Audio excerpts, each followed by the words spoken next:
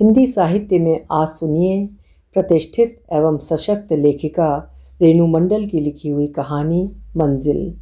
मेरी जुबानी। मैं हूँ सीमा सिंह। रनवे पे दौड़ते हुए शीघ्र ही विमान ने ऊंचाई पकड़ ली। विमान परिचारिका के निर्देशानुसार सब यात्रियों के साथ साथ श्रुति ने भी अपनी कमर पर सीट बेल्ट बांध रखी थी, किंतु उसका मन, उसे कहाँ कोई बंधन स्वीकार्य था। उसने सभी बंधनों से मुक्त होकर श्रुति को विमान की गति से भी तेज गति से उसके अतीत में पहुंचा दिया, जहां कुछ खुशगवार लम्हे उसके मुस्कुराने की वजह थे तो दुख दर्द आंसुओं की वजह थे। एक नामी इंस्टीट्यूट से एमबीए करने के पश्चात दिल्ली के कंपनी में श्रुति की एचआर के पद पर जॉब लगी थी। सर्विस करते हुए 6 माह हुए थे।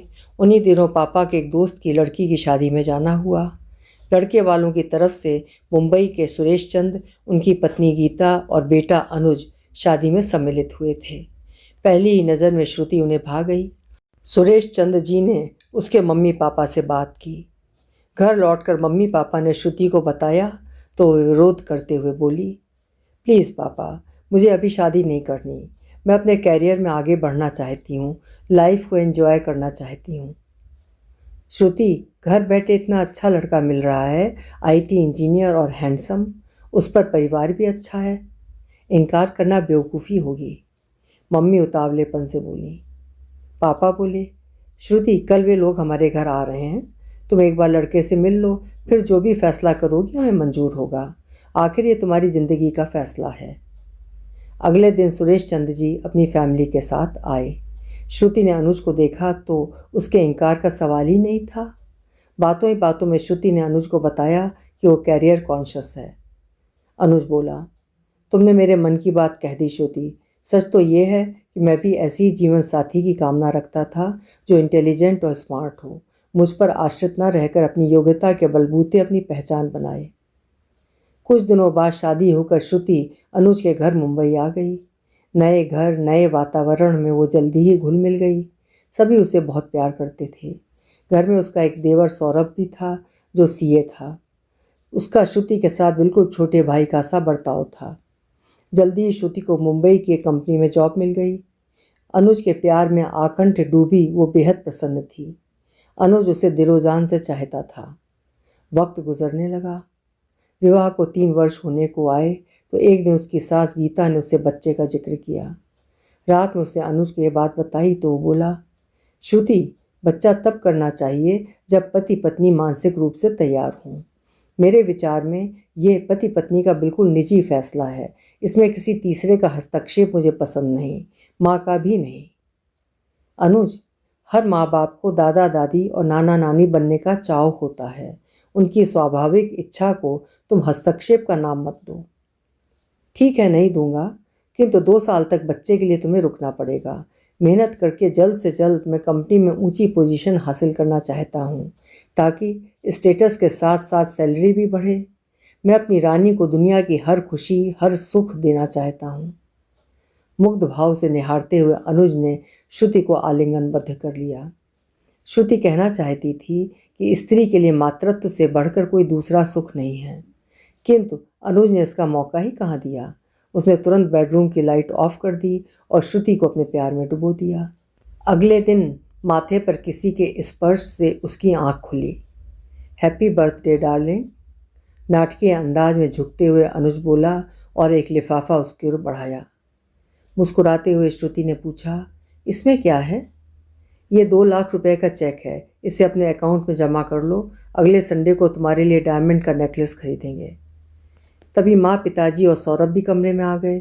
श्रुति ने माँ पिताजी के पांव छुए तो उन्होंने ढेरों आशीर्वाद के साथ डायमंड रिंग दी। पति और घर वालों से इतना प्यार पाकर श्रुति अभिभूत थी। उसने मन ही मन ईश्वर से प्रार्थना की कि उसका ये सुख सदैव बना रहे, किंतु नियति को यह मंजूर नहीं था। अगले दिन ऑफिस के काम से पूना जाते हुए अनुज की कार का एक्सीडेंट हो गया, जिसमें उसकी मौत हो गई। घर भर में कोहराम मच गया। श्रुति की तो दुनिया ही उजड़ गई थी। रो रो कर वो बेहाल थी। मन ही मन भगवान से पूछती, आखिर उससे ऐसा कौन सा पाप हुआ था जिसकी उसे इतनी बड़ी सज़ा मिली। सास ससुर ने अपना बेटा खोया था, फिर भी वे दिल पर पत्थर रखकर उसे दिलासा देते थे। सौरभ भी उसका पूरा ख्याल रखता था। श्रुति की पीड़ा से वे सब व्यथित थे। जल्दी ही उसने ऑफिस जाना शुरू कर दिया। दिन तो ऑफिस में कट जाता, किंतु रातें करवट बदलते बीतती थीं। हर पल अनुज की यादें उसे तड़पाती और उसके जज्बात बेकाबू होकर आंसू बनकर छलक पड़ते। कुछ समय बाद दिल्ली से उसके मम्मी पापा आए। अरे मम्मी पापा, आप दोनों ही अचानक? तुझे देखने का मन था इसलिए चले आए, पापा बोले। लंच के पश्चात सब लॉन में आ बैठे तो सुरेश चंद्र बोले, श्रुति तुमसे कुछ आवश्यक बात करनी है, इसीलिए मैंने तुम्हारे मम्मी पापा को यहाँ बुलाया है। हम सब ने तुम्हारे बारे में एक महत्वपूर्ण निर्णय लिया है। हम सब चाहते हैं तुम फिर से अपनी ज़िंदगी शुरू करो।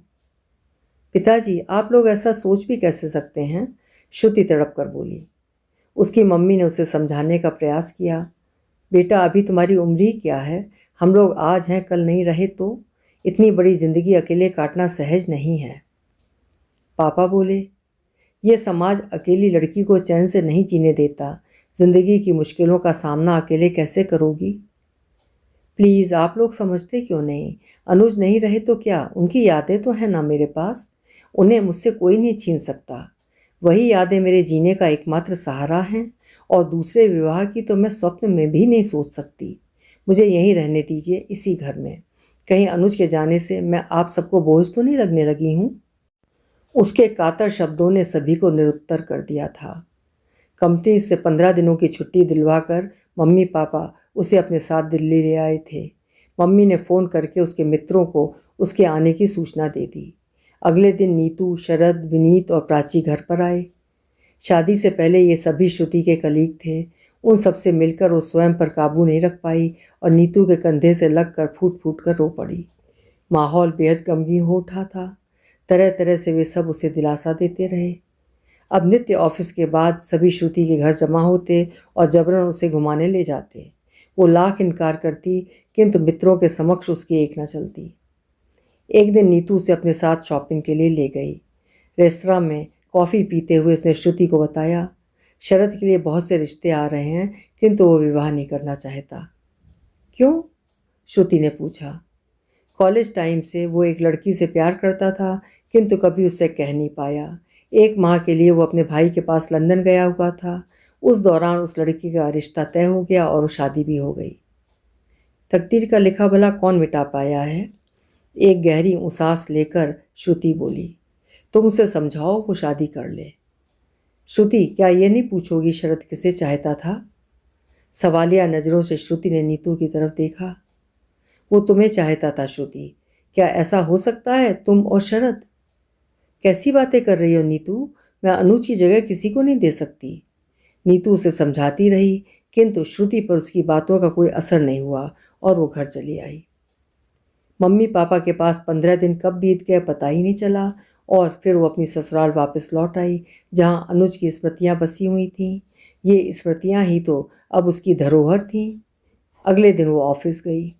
लंच टाइम में उसकी सहेली माया ने कहा, श्रुति, जरा मेरे साथ मेरे बेटी की ट्यूटर कनिका के घर चलोगी? मुझे उसकी फ़ीस देनी है। श्रुति माया के साथ कनिका के घर पहुंची। ड्राइंग रूम में कदम रखते उसे लगा दीवारें घूम रही हैं। सिर थामे वो सोफे पर बैठ गई। शेल्फ पर रखी फ़ोटो को देखकर उसे सहसा अपनी नज़रों पर यकीन नहीं हो रहा था। उसने कनिका से पूछा, ये फ़ोटो? मेरी और मेरे पति अनुज की है। कुछ ही दिन पहले एक कार एक्सीडेंट में इनकी मौत हो गई, रुदे कंठ से कनिका बोली। शाम को श्रुति घर लौटी तो बेहद अनमनी थी। किसी से बिना कुछ कहे सुने वो अपने कमरे में चली गई। लाख कहने के बावजूद उसने खाना नहीं खाया। माँ, पिताजी और सौरभ ये सोचकर खामोश रहे कि इतने दिनों तक मायके में रहने के बाद यहाँ आकर वो अनुज को बहुत मिस कर रही होगी। अगली सुबह तैयार होकर वो घर से निकलने लगी तो गीता जी ने टोका, श्रुति, आज इतनी शीघ्र ऑफिस जा रही हो? मैंने ऑफिस से छुट्टी ले रखी है माँ, किसी आवश्यक काम से बाहर जा रही हूँ। अगले 3-4 दिनों तक ऐसा ही चलता रहा। घर में सब हैरान थे, आखिर उसे हो क्या गया था। कई दिनों बाद उस दिन सबके साथ वो लॉन में बैठी थी। तभी गेट खोलकर एक युवती अंदर आई। उसे देखते ही सब लोगों के चेहरे के भाव बदल गए। कनिका, तुम यहाँ? आखिर तुम्हारी हिम्मत कैसे हुई यहाँ आने की?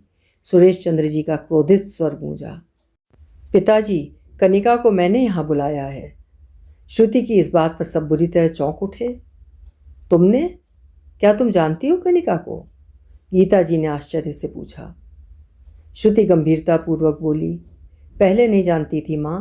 3 दिन पहले इत्तेफाक से मेरा कनिका के घर जाना हुआ, तब मुझे पता चला कि आप लोगों ने मेरे साथ कितना बड़ा धोखा किया है। कनिका और अनुज कॉलेज के ज़माने से एक दूसरे को चाहते थे। अनुज इसे घर भी लाए थे, किंतु आप लोगों ने इनके विवाह के लिए सहमति नहीं दी और अनुज ने आपकी खुशी के लिए मुझसे विवाह कर लिया। कैसे देते सहमति? हमारे खानदान में आज तक विजातीय बहू नहीं आई। गीता जी तमक कर बोली। मुझे क्षमा करें माँ, आपको विजातीय बहू स्वीकृत नहीं थी, किंतु यह स्वीकृत था कि आपका बेटा विवाहेतर संबंध रखे। अनुज ने कभी मुझे इस लायक भी नहीं समझा कि वो ये राज मुझे बता देते। उनकी पहले की ज़िंदगी में मैं हस्तक्षेप नहीं करती, किंतु बाद में किस हक से वो कनिका से मिल रहे थे, और अब तो ये अनुज के बच्चे की माँ भी बनने वाली है। ये तुम क्या कह रही हो श्रुति? शादी के बाद भी अनुज का कनिका से संबंध था? नहीं नहीं, हमारा बेटा इतना बड़ा धोखा नहीं दे सकता। सुरेश चंद और गीता व्यथित हो उठे। ये सच है माँ, श्रुति ने डूबते स्वर में कहा। तभी सौरभ कनिका पर बरस पड़ा। आखिर तुम चाहती क्या हो? क्यों तुमने भाभी को ये सब बताया? कितनी कठिनाई से इन्होंने स्वयं को संभाला था, और अब तुमने इन्हें एक नया जख्म दे दिया। आप लोग यकीन मानिए, मैंने इन्हें कुछ नहीं बताया है। ये स्वयं मेरे घर आई थी। वहाँ इन्होंने मेरा और अनुज का फ़ोटो देखा। मेरे माँ बाप नहीं हैं, एक बड़े भाई भाभी हैं जो अपनी ही दुनिया में मगन हैं। मैं एक स्कूल में टीचर हूँ, मेरी अधिक आय भी नहीं है। अनुज जब तक थे मेरा खर्चा वही उठाते थे। जिस दिन उनकी मृत्यु हुई, वो मेरे अकाउंट में 2 लाख रुपए डालने वाले थे ताकि डिलीवरी के समय काम आए। कनिका रुंधे स्वर में बोली। श्रुति का हृदय एक बार पुनः दरक गया। मृत्यु से पहले दिन अनुज ने उससे कहा था कि उनके एक पुराने मित्र की मां का ऑपरेशन है और उसे 2 लाख रुपयों की आवश्यकता है, और उसने सहर्ष उन्हें रुपए देने के लिए कहा था। हे भगवान, इतना बड़ा झूठ, इतना बड़ा फरेब! कुछ पल तक तो वो अपना सिर पकड़े बैठी इस पीड़ा को आत्मसात करने का प्रयास करती रही, फिर संयत स्वर में बोली, आंसू बहाकर स्वयं को कमज़ोर मत बनाओ कनिका।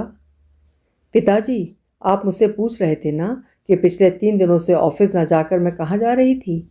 मैं कनिका के साथ थी। अनुज ने मेरे जन्मदिन पर मुझे जो 2 लाख रुपए दिए थे, वे मैंने कनिका के नाम कर दिए हैं ताकि वे रुपए उसके बच्चे के काम आ सके। क्या तुम्हारा दिमाग तो खराब नहीं हो गया है? सुरेश चंद्र चिल्लाए। वो रुपया तुम्हें अपने पास रखना चाहिए था या फिर सौरभ के नाम करना चाहिए था, उसकी शादी में काम आता। मेरा उस रुपये पर कोई अधिकार नहीं है पिताजी, और जहाँ तक सौरभ की शादी का सवाल है, उसके लिए आप लोगों के पास काफ़ी रुपया है। श्रुति भीगे स्वर में बोली। कनिका, अब तुम जाओ और अपने होने वाले बच्चे की भली भांति परवरिश करो, उसे अच्छे संस्कार दो। कनिका वहाँ से चली गई। श्रुति बेडरूम से अपनी अटैची उठा लाई जो उसने पिछली रात ही पैक कर ली थी। मुझे भी अब आज्ञा दीजिए पिताजी। भाभी, हम सब ने आपको इतना स्नेह मान सम्मान दिया, उसका कोई मोल नहीं, सौरभ बोला। सुरेश चंद्र जी और गीता जी दोनों की आंखों से भी आंसू बह रहे थे। वो बोले, बेटा, ये घर छोड़कर मत जाओ, हमारी गलतियों की सज़ा स्वयं को मत दो। श्रुति दृढ़ स्वर में बोली, पिताजी, मैं स्वयं को सज़ा नहीं दे रही हूँ, वरन झूठे मोह से स्वयं को मुक्त करके अपना अस्तित्व तलाशने जा रही हूँ। आज तक मैंने अनुज से अलग स्वयं के अस्तित्व की कल्पना ही नहीं की थी। उनके जाने के बाद मैं उनकी यादों के सहारे जीना चाहती थी, किंतु वो मेरी भूल थी। उनकी यादों पर भी सिर्फ मेरा अधिकार नहीं है। अनुज जीते जी मेरे हो न सके, ये बात मैं कैसे भूल सकूंगी? नहीं पिताजी, गुजरे हुए कल से चिपक कर मैं नहीं जी पाऊंगी। यहाँ रहकर मैं अपने आत्मसम्मान को खंडित नहीं कर सकती। कहकर वो बाहर आ गई। उसने एक बार भी पीछे मुड़कर नहीं देखा। एयरपोर्ट पहुंचकर वो दिल्ली की फ़्लाइट में बैठ गई। अतीत में उड़ान भरता उसका क्लांत मन अब शांत था। एक घुटन से बाहर आकर स्वयं को मुक्त महसूस कर रही थी। वो सोच रही थी, इंसान इंसान में कितना अंतर होता है।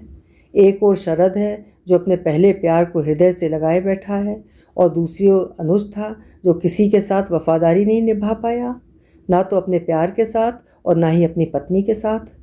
वो संतुष्ट थी कि उसने अपने जीवन का फैसला बुद्धिमानी से किया है।